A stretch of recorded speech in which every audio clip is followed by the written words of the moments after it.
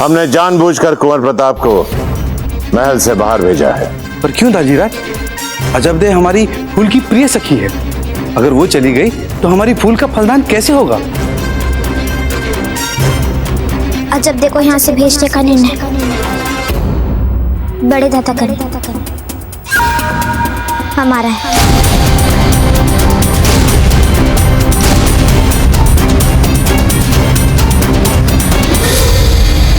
क्योंकि यदि अजबदे यहाँ रही तो हमारा फलदान नहीं होगा। ये आप क्या कह रही हैं फूल? वो तो आपकी सबसे प्रिय सखी है। अब वे हमारी सखी नहीं, अब कोई नहीं है वे हमारे।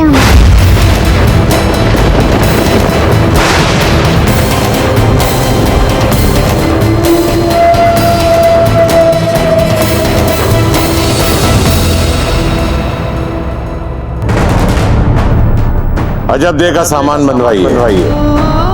अब वो यहाँ नहीं रहेगी। अब वे हमारी सखी नहीं, अब कोई नहीं है वे हमारे। जब हम आपके बिना चैन से नहीं जी पाएंगे तो हमारा ये बलिदान हमारी मातृभूमि के लिए क्या लाभ हो सकता है? शब्द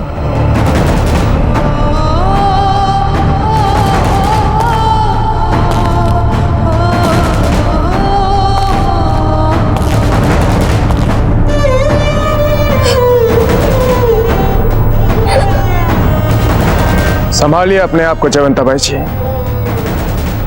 महारानी है अपने वाड़ की। कभी कभी हमारी इच्छा होती है राणा जी कि हम मेवाड़ की महारानी ना होते,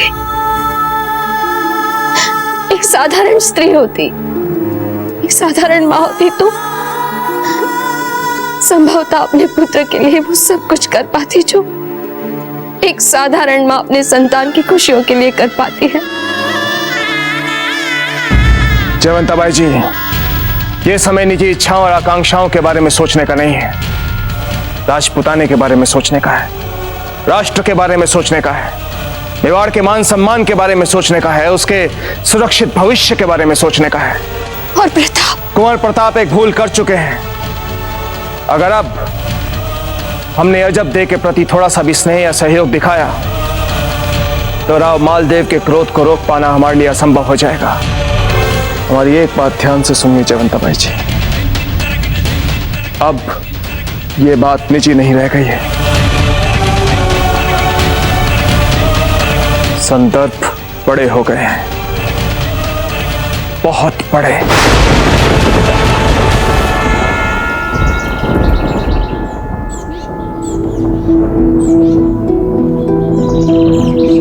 हमें मिल चुकी और हमारे सामने खड़ी है। जब हम आपके बिना चैन से नहीं जी पाएंगे तो हमारा ये बलिदान हमारी मातृभूमि के लिए क्या लाभ हो सकता है? जब तक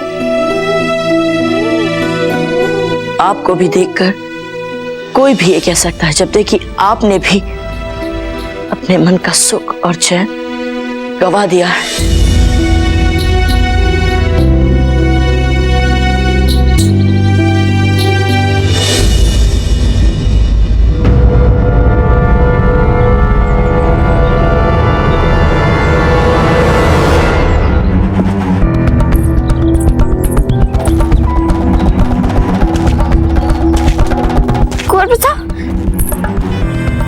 वे कहाँ जा रहे? कल तुमका फलदान है फूल के साथ।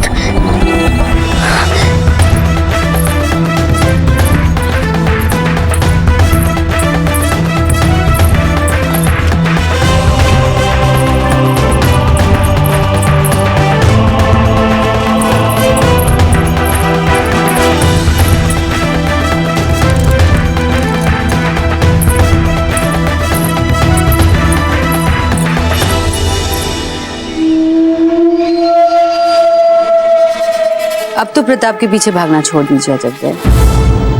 तो कल को प्रताप का फलदान है, हमें उन्हें रोकना होगा। अब आप चिंता मत कीजिए अजबदे, कल के फलदान की तैयारियों का उत्तरदायित्व हमने ले लिया है। आपका उत्तरदायित्व क्या है ये उमा जीजा बताए। अजबदे, अब चित्तौड़ में आपकी कोई आवश्यकता नहीं। आप पहले ही अपनी सीमाओं को बहुत दूर तक लांघ चुकी हैं, इसलिए तुरंत अपना सामान बांधिए और बिजौली अकेले निकल जाइए।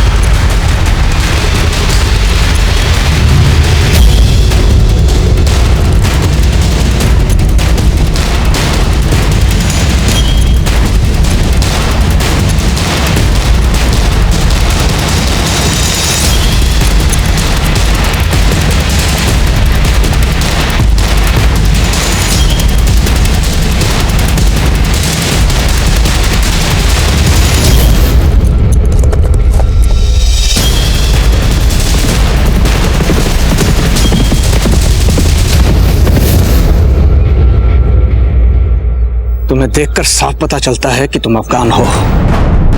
लगता है मारने के इरादे से आए थे कुंवर प्रताप को। हाँ, ये सच है कि मैं अफगान हूँ और ये भी सच है कि मैं अजमेर से हूँ, लेकिन यहाँ पर मुझे हुजूर हाजी खान ने भेजा है। मैं उनका ये पैगाम लेके आया हूँ कुंवर प्रताप के लिए कि अजमेर पर अकबर कब्जा करने वाला है और वो बहुत ही जल्द पूरे राजपुताने पर कब्जा कर सकता है। तो मेरा अनुमान सही था।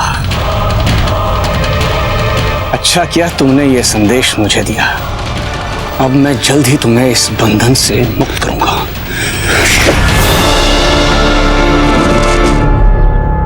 शहंशाह, आप अपने मुहिम में आगे बढ़ते रहिए। आपका ये मुलाजिम हर कदम पे आपके साथ है। चले जाए, किंतु अभी फूल कुंवर प्रताप का फलदान तक नहीं हुआ। ये कैसे हो सकता है कि हम सम्मिलित ही ना हो? क्या सोचेंगे वे दोनों हमारे बारे में?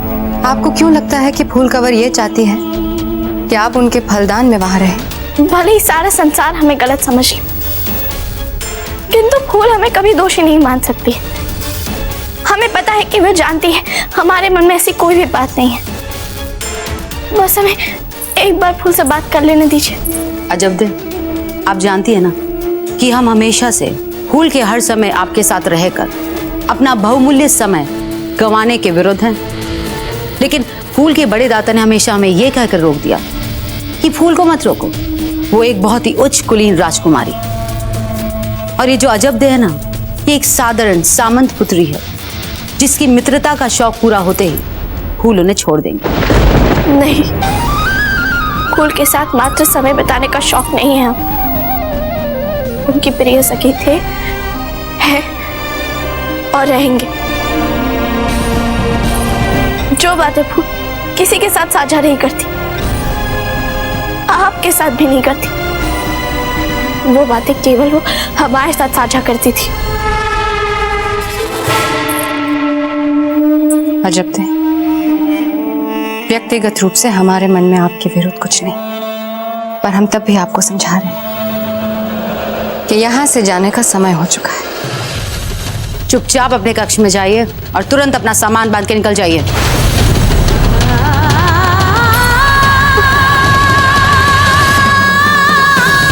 अब ये बात एक बार फूल के मुंह से सुनना चाहते हैं। हम ये बात मान ही नहीं सकते कि फूल अपने जीवन के सबसे महत्वपूर्ण दिन का भागीदार बने बिना हमें जाने देगी।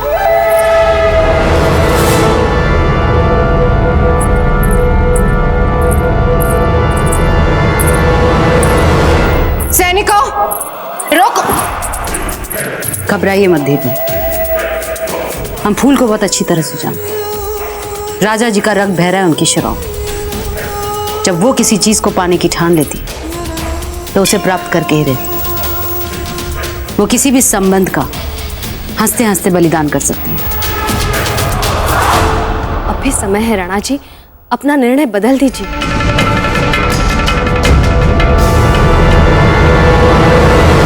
नहीं चमनता जी, अब तीर कमान से निकल चुका है। अगर अब हमने विवाह के लिए ना बोला तो मारवाड़ और मेवाड़ के बीच रक्त की नदियां बह जाएंगी और ऐसा अनर्थ होगा जिससे सारा राजपूताना बह जाएगा। और ये मुगल सिसी की प्रतीक्षा कर रहे हैं। इसलिए कुंवर प्रताप के मन में अजबदे को लेकर कितनी भी गहरी भावनाएं क्यों ना हो, आपको अजबदे को यहां से जाने के लिए कहना होगा। राणा जी, आप एक पिता हैं, एक राजा हैं। बड़ी सरलता से आपने अपने मन को पत्थर सा कठोर बना लिया है। किंतु हम अब तक ऐसा नहीं कर पाए हैं। एक सुंदर, सुशील, समझदार और ऐसी प्यारी लड़की जिसे हम चाहे, जिसे प्रताप पसंद करे, जो हमारी सखी की बेटी है, हम उसे महल से जाने के लिए कैसे कह सकते हैं? हमें क्षमा कर दीजिए, हम ये नहीं कर पाएंगे। हर बार की बात ही जीजा, इस बार भी आपकी दुविधा में हम ही आपके काम आए। आप मेवाड़ की बड़ी महारानी हैं, आपकी मान प्रतिष्ठा है, भली छवि है। हमारी कोई छवि नहीं, हमारा कोई पद नहीं, हमारी कोई प्रतिष्ठा नहीं। इसलिए हमने सोचा कि ऐसे अनैतिक काम को हम ही कर देते हैं, ताकि आपकी छवि ना बिगड़े। क्या किया है आपने धीरबाई जी? वही जो राणा जी चाहते थे। हमने कह दिया है जब देखो वो इस महल को छोड़कर चली जाएंगी। क्या? क्यों? किसने कहा आपसे ऐसा करने के लिए?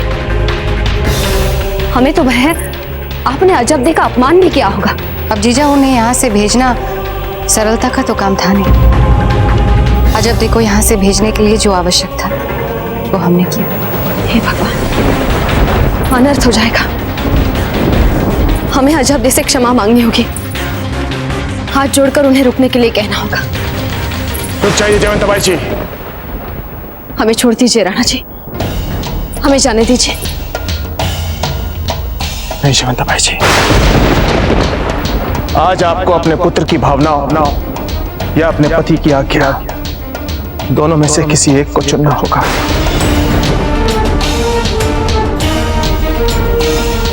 हम जानते हैं कि इस अग्नि परीक्षा में डालकर अच्छा नहीं कर रहे, परंतु हम विवश हैं और कोई विकल्प नहीं है हमारे पास।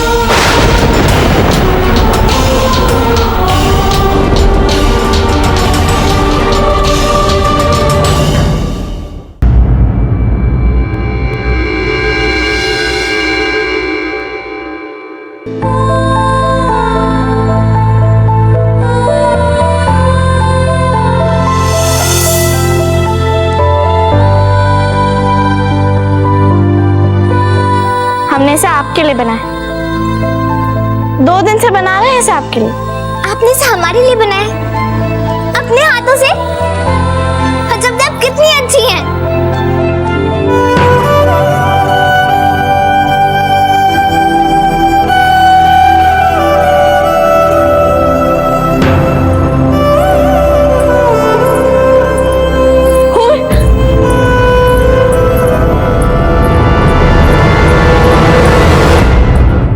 वह सब कह रहे हैं हमें महल से चले जाना चाहिए, हम चले जाएंगे। वैसे भी हमें आपके ससुराल में भला क्या काम, किंतु हम आपके विवाह तक रुकना चाहते।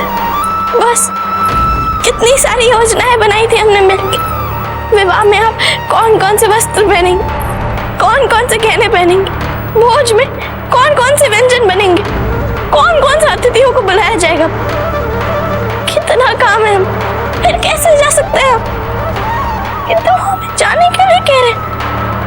आप उनसे बात करिए ना, आप उन्हें बोलिए ना, हमारी कोई सुन ही नहीं रहा है।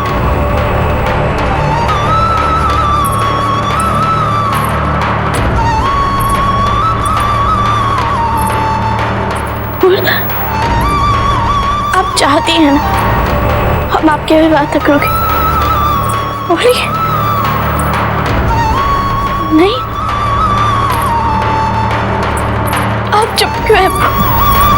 हम आपसे पूछ रहे, आप चाहती है ना यार? बोलिए, बोल, हमारे प्रश्न का उत्तर दीजिए।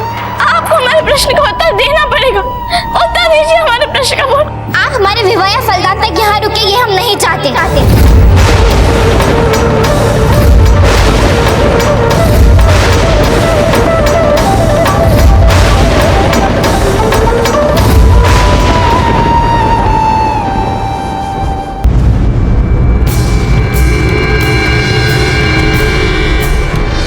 यूसुफ, अब्बास, नासिर,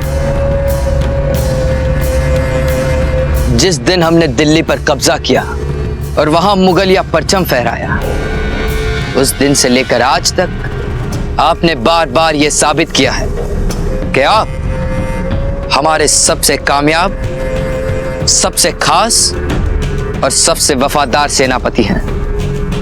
मगर आज आप तीनों को यह साबित करना है कि आज तक हमने आप पर जो यकीन किया है वो बेमानी था।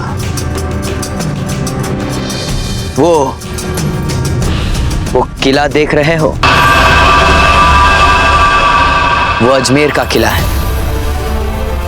हम जानते हैं इस किले को फतेह करना आसान काम नहीं है, क्योंकि यह किला इस वक्त बड़े ही बहादुर और काबिल सामंत रतन से उदावत की निगहबानी में है।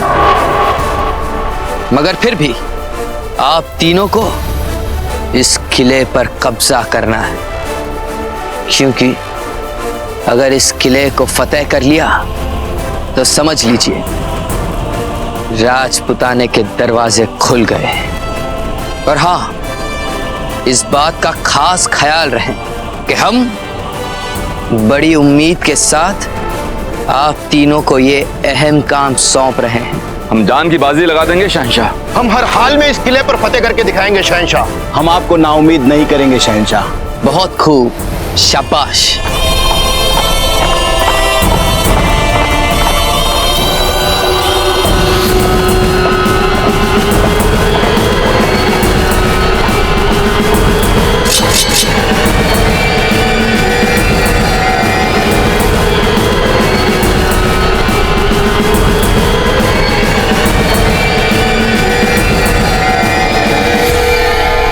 कौन हो तुम? अपने चेहरे से नकाब हटाओ।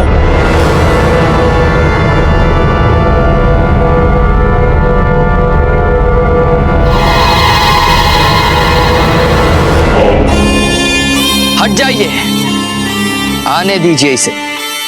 ये हमारा खास और वफादार जासूस हुक्म सिंह है।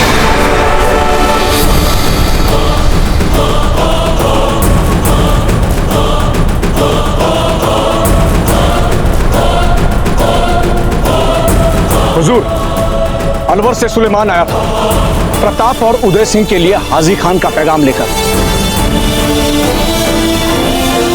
कि आप अजमेर पर हमला करने वाले हैं।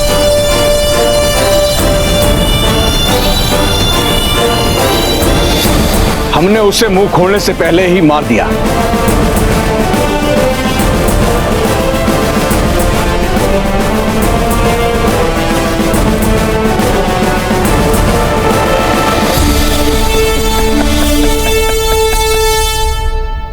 हाजी खान, हमें सचमुच बड़ा अफसोस हो रहा है आपके लिए। आपने इतनी बड़ी जोखिम उठा ली, पर देखिए कोई फायदा नहीं हुआ, बात नहीं बनी आपकी। शाबाश हुक्म से, हमें आप पर नाज है। कमाल कर दिया आपने। क्योंकि प्रताप और उदय सिंह अजमेर को बचाने यहां आ जाते तो खान बाबा हमारी मुश्किलें थोड़ी बढ़ जाती। हुजूर, एक और खबर सुनानी है मेवाड़ की। बताइए। मारवाड़ के राजा मालदेव मेवाड़ में है और वहां फूलकवर और प्रताप के विवाह की तैयारियां हो रही हैं।